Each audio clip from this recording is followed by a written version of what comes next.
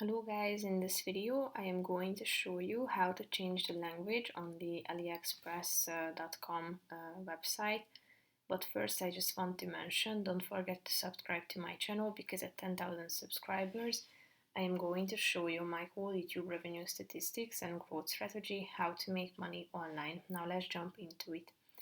First of all, open the website on your device. After that you should go to your home page and then go to the top of the screen, and here you can find this flag, the current language and the currency. So tap on it if you want to change any of these information. So if you want to select your country or region, you can select one from this list or use the search bar to search for it. You can also set the language and the currency.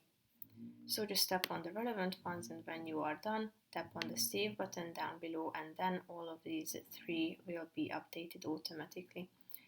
So that's pretty much it for this video, guys. See you in the next one. Bye bye.